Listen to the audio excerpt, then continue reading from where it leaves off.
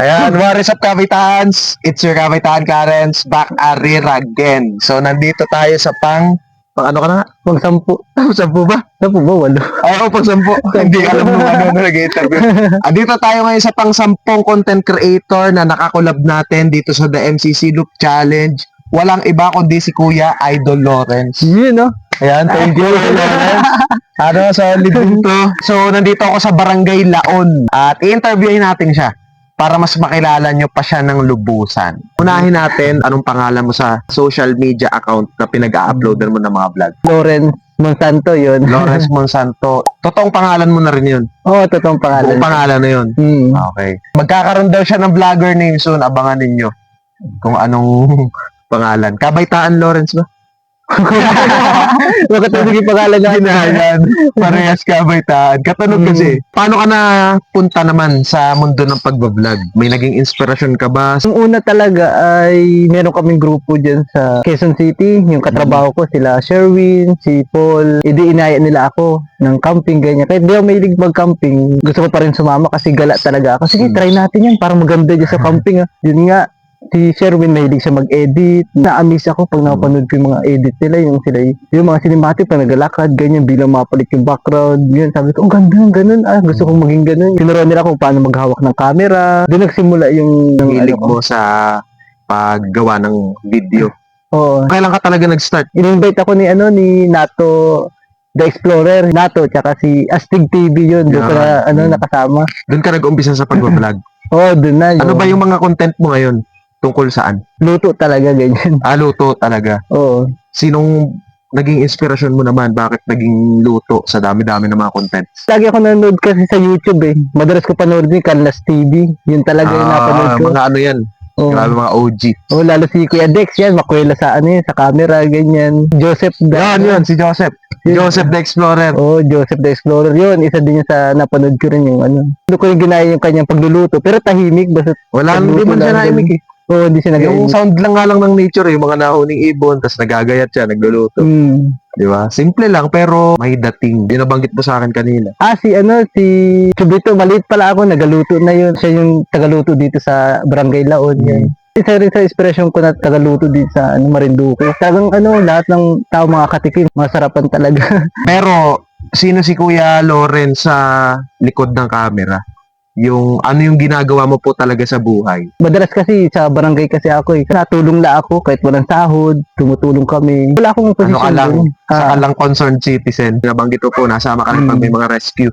Yung sa rescue din, kasama din ako sa rescue pag may na-aksidente, ganyan. Siyempre, bukod sa barangay na tumutulong ka, ano pa yung pinagkakaabalan mo sa buhay? Umpisahan natin sa yung sa araw-araw mo na routine. Pagkagising sa umaga, hanggang gabi. Pag sa umaga, siyempre, magtatanggal ka muna ng muta. Ano pa? Sabi ko rin, hindi ba ito sasabihin? Kaya kwela talaga ito si Kuya Lawrence. Marami to, mabiro to. Kaya nagkakaintindihan kami sa mga Kasi sa Facebook daw ganun. Sa Facebook, hindi mo pinapakita yung side mo na yun? Ay, hindi. Dapat seryoso ka sa Facebook. Seryoso, bossing. Pero sa totoong buhay. Sa totoong buhay, doon na ilabas ka. Kung paano ka nakawala sa mental. Ano yung pinakang main na pinagkakabalan mo talaga? Sa tricycle, may nagapaluto, minsan lukad, tapos hakot ng buhangin, construction, mga ganyan. Ano pa yung mga iba mong hobbies? Hilig ako mag-drawing noon. Tapos, basketball, badminton. Gusto ko din noon, action star Buti action star, kala ko mag-artista, ganyan. Pati mo, tinuloy. Tinakbuhan ako ng agency. Mas matanda ka po sa akin, ilang taong ka na? Pa 30. Pa 30 na si Kuya Lawrence. Pero may pamilya ka na, may jowa ka ba ngayon? Lagpas na ng 5 months ako single Wow. 5 months ka na single. Ibig sabihin single ka ngayon? Oo. Wala ka namang mga Kahit may tricycle, single pa. May side ka. Sa mga makakapanood nito na around ng ganong age, wag daw kayong mahiyang i-message si Kuya Lawrence. Parang binubugo mo yata. Ilan ba kayo lahat? 4? 4 kami. Magkapatid. Sa Santa Cruz. Tapos kaming 3, nandito kami sa Tapos si Tita, Loida, mama po niya yon, sa bahay lang din, kasama ninyo. Kasama. Yung papa mo nasan? Nasa Cavite. Pa-retire na si Papa. At tapos sila ni Papa yung retirement niya. Pag nag-60 siya, yun. Tapos, ito pala, nakita ko doon sa kwarto ko yung mga sash tsaka crown. Ano yun? Hindi ko pala natanggal yun. Napansin mo ko Hindi ganyan. pwedeng tanggalin yun. Ikwento mo yun. Isa sa memorable sa buhay ko. Ano yun? Kahit na ayaw ko sumali dyan, pinush ako ng mga fans ko para sumali dyan. Bago mag-fiesta, may ganap na yung macho gay yan. Sumali ako doon. 2025. Anong kailan ginanap yan? Pero nagsimula sumali 2024. Nasaan ka na pala dati pa eh. Nagano ako doon, first runner up naman ako doon. No, macho gay din yan. Tapos best in talent, tapos may ano pa. Tapos, ngayon, Yung ngayon ay marami best in best in congeniality. reality, tapos Best in yung may wear, sportswear, best in rap walk, ganyan. rap walk. Anong place mo ngayon? Champion ako. Yun, may champion yung corona doon. Wagas. Yan guys. Sa lahat po na makakapanood nito, si Kuya Lawrence Monsanto po ang reigning Macho Gay 2025 dito sa Barangay Laon, Panis. Kaya pagdating ng Mayo, ako magpapasa ng corona na. Ayun. So, matanong ko lang pala, Kuya Lawrence, dito sa Marinduque, di ba, ang daming vlogger dito. Parang vlogger capital of the Philippines na nga to eh. Kaya patawid na sana ako ng Santa Cruz. Na-extend pa ako dito sa Mugbog kasi ang dami. Nung pag-post ko, ang dami. Nasa, ang original ko na pupuntahan dito, nasa ano lang, 13. Naging 29. Hindi pa kasama dun yung mga iba na hindi pa nagre-reply ulit dun sa chat ko. Kasi mga nag-message sila eh. Ayun, sino yung pinakang idol mo na content creator dito sa Marinduque? Wag na ako. Bukod sa akin. Bukod sa akin. Kung sana sabihin ko, inuna mo agad ako. Bukod sa akin. Dalayo mo, di si Kaamos na yun. Yan. Shout out kay Kuya Amos. Kaamos. Nabit ko na siya in person nung nakaraan kaso medyo masama ang lasa niya. Di bali, magkikita pa naman kami. Masama pakiramdam. Medyo, di mo kasi kami in-invite eh. Sana tatlo tayong masama ang lasa. Oo. Ayan. Ano yun? Ano yung kwento kay Kuya Kaamos? Bakit siya yung naging idol? Yung una kasi, yung nandun ako kila Kuya Gaderick talaga eh. Hindi ko talaga expect na na pupunta sila Kuya Kaamos. Pero sabi nila kay Kuya Gaderick, ay baka pumunta sila Kaamos. So sabi ko, hindi matutuloy yung mga yun. Eh anong oras na? Alas 2 na, alas 3, ganyan. Hindi nangyari, yung pagdating ni Kaamos, nagulit ako, ha? Si Kaamos ba yun? Pagka niya, kumaway siya. Okay, idol. Ay ganun na, kapambati pala. Kala ko suplado sa personal si si Kaamos, di ko pa yung babatiin niya pag yung kasalubong mo. Tapos yun nga, habang natagal, ano yung tawag din yung tipong parang kapatid na agad yung turing mo. Pag tahimik ka, tatapikin ka, sasabihin sa'yo. Basta may sinabi sa akin yun, yung tapos bilang parang natanggal yung hiya ko. Sa ibang maliit na content creator, malapit siya, ganyan. Oo, kasi si Kuya Kaamos na rin yung ni Ate Eloisa eh. Oo, siya na yung Diba inspiration sa din. interview? Tumulong pala. Tumulong na maging part ng MCC. Tapos yun, nag-push din na mag-vlog at ituloy-tuloy. Kaya mas ginanahan din ako to, lalo't pares kami ng cooking yan eh, Kaamos. Pero pero siya more on yung voice over. Ako wala. Pero sabi ko, kaya i-upgrade ko yung yung Oo naman. Pagluluto, Ano mo ganyan. pa yan? Matututunan along the way. At saka isa din sa mabait din si Jay Labog, tsaka si Batang Mendez, Idol Jones. Yan, Siyempre, papanghuli ko yan si Kuya Snow tsaka si Kuya Gadrick kasi wala pa sila nun eh. Kami na magkasamang tatlo dun. Ayun. Yan, shoutout po sa inyong lahat. Grabe, mga idol natin yan. Na makakakolab ko rin soon. Ayan, talagang iniisa-isa ko po eh.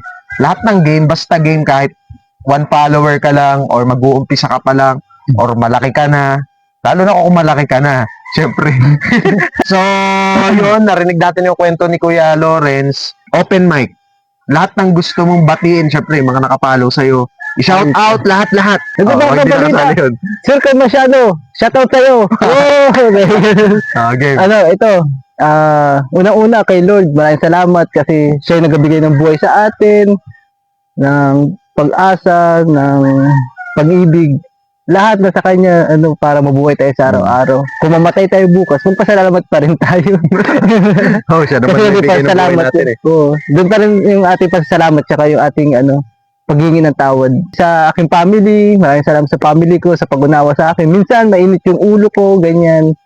Kasi may time na pag ikay problemado, ay biglang nag-iinit yung ulo mo, ganyan. Binabati ko rin kila Kapitan, yan. Maraming salamat kila Kap. Yan. Yung pinuntahan natin sa kami. Kap, shout out po, tsaka sa buong sanggunian ng Barangay Laon. Kila Kagawad Baez, Kagawad Edwin, Kagawad Madol, Kagawad Sheryl, ganun. At sa sino pa yung kagawad pa dun? Kay Ate Michelle, yung secretary natin dyan. Shoutout po sa inyo. Basta kasi yung mga kagawad dyan. Tsaka kay Ate Mariby. Kay Ate Mariby, Yan. yan. Kay Kuya Yoy, Yan, yan. kay Kuya Yoy. Pinakain tayo. Sinata kasi kinakain. Kay Kuya Nato, tsaka kay Astig TV, oy, salamat sa inyo. Tapos, kay sa PBB team.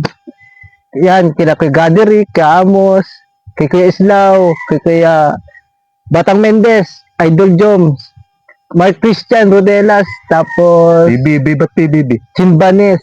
Puting buhangin magpog. Hindi yun. Iniba ni Kuya Pero Gaderick. yun din isang ibig sabihin. Oo, yun. Kasi mga taga puting buhangin sila eh. Mm. Ay, puting buhangin magpog. Puting buhangin buwak. Kala ko Oo. Pinoy Big Brother eh. Kaibigan buong buo, yun ang ibig sabihin ng PBB. Napaka-tamis. Oo, basta marami kami doon, di ko na ma-shoutout yung iba dyan. Ayan, tuloy, ang shout out. Yung mga pamilya namin sa Bulacan, sila Tita Bibi, Tito Danding, si Ate Celine, si Kuya Nuno, yan, pinaka-paborito si Kuya Nuno. Tapos si Ate Lori, lagi nakasubaybay sa akin sa sa vlog ko. Maraming salamat kay Leslie, kay Ugo, tapos kay Owi, yan, mga nandun sa ngayon, Bulacan. Tsaka kay Angel, yan, anak ni Ate Celine, Angel, tsaka si Fiona, yan. Kasama din yan, nag-support din sa akin yan. Tapos, pinsan ko kay Michael, yan, kay Engineer Vicky. Shoutout sa'yo. Pinsan ko, sinamahan natin sa sasakyan. Kay Mario Michael Monsanto. Yan, Tapos, shout out po. shoutout. Tol. Tapos, si yung kalibin din niya, si Ate Jam. Oy, shoutout si Ate Jam. Ganun. Parihin ko si paring Jico, yan. Yan, kaibigan ko talaga yan. Tsaka kay Jason Laresta, yan. Ano na lang yung gusto mong sabihin sa lahat ng followers mo, syempre. Ayan, message para sa kanila. Lahat ng mga sumusubaybay kay Kuya Lawrence. Sa totoo talaga, nagpalakas lang talaga sa akin, yung mga followers ko din. Kaya kaya natuwa ako na na yung mga takot ko noon, ngayon naharap ko na dahil sa inyo yan, sa mga followers natin, sa mga supporters, lalo sa mga kapitbahay ko. Idol, wag ka mahihinto. May time talaga na na biglang parang mag-overthink ka ganyan Yatamad pa. tinatamad ganyan Wala ayoko nga na na. parang gusto ko na matanggalin yung dashboard sa gusto ko mag private ganyan na ko na lungkot ako minsan pero pag malabas ka ng bahay ang dami nagsigaw sa'yo ng idol ganyan biglang nagabos bigla yung sarili mo na Naipagpatuloy. ganyan, pagpatuloy, mag-post lagi, ganyan. Kahit minsan tamad ka, nilalagnat ka, mag-post ka pa rin, ganyan. Basta maraming salamat sa mga followers natin dyan. Iba-ibang kwento kasi. Iba-ibang buhay, kaya iba-ibang experiences. At nakaka-amaze ang mga kwento ng mga nakakakulab ko. Kaya excited pa lalo ko doon sa mga susunod ko pa napupuntahan. Ayan. So, kung isa kang content creator dito sa Marinduque, huwag ka mahiyang i-message ako kung G ka rin na makipag-collab para ma-line up kita. Sa ngayon, nandito ako sa Mugpog. Once kasi na lumipat na ako ng bayan, hindi na ako pwedeng bumalik ulit ng Mugpog tapos mag-interview or makipag-collab. Kaya bago talaga ako umalis dito, ayan, sinusuyod ko na yung mga game makipag-collab sa akin. Para ma-feature natin yung mga aspiring tsaka mga small content creators. Kahit big pwede rin. Oo, ako pa bantatan. Small at aspiring content creator lang din naman ako na nabigyan ng pagkakataon at nabiyayaan ng skills na ma-showcase yung buhay ng mga tao na to. So yun, sa lahat po ng mga taga-barangay Laon na gustong magpa-service, si Kuya Lawrence ay 24/7 na nagsiservice po. Kung may mga biglaan, emergency, or kahit hindi emergency, mga lakad, magpapahatid sa ganito, sa ganyan. Around Marinduque po, buong Marinduque. Pag kailangan niya na service, Lawrence Monsanto, yung pinakang profile din niya at page niya ginagamit. Message nyo lang po. Ayan, sumasagot po yan. Basta walang kausap po na babae, sasagot yan. Pagdating naman po sa mga okasyon, or kung trip nyo lang na magpaluto, ayan, si Kuya Lawrence ay Solid. Pinatikim niya ako ng putahe niya, yung Mang Inasal. Kasi nagtrabaho rin siya dati sa Mang Oo, sa Inasal Mang Inasal. talaga. Ay, hindi pala natin nabanggit. So, nagtrabaho din dati si Kuya Lawrence sa Mang Inasal bilang crew. Eh, ngayon, nakuha niya yung secret formula. Hindi naman lahat. Hindi.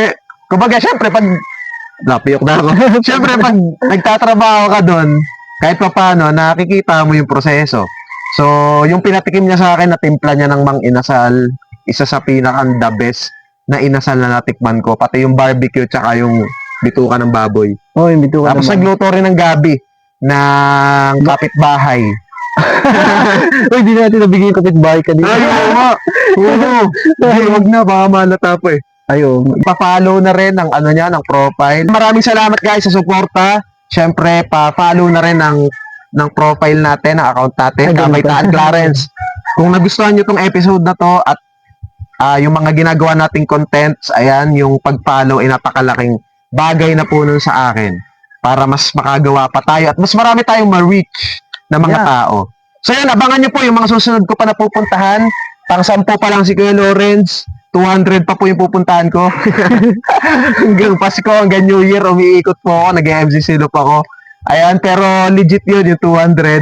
Kung lahalahatin ko talaga. Ayan, abangan nyo po yung mga susunod pa nating episode.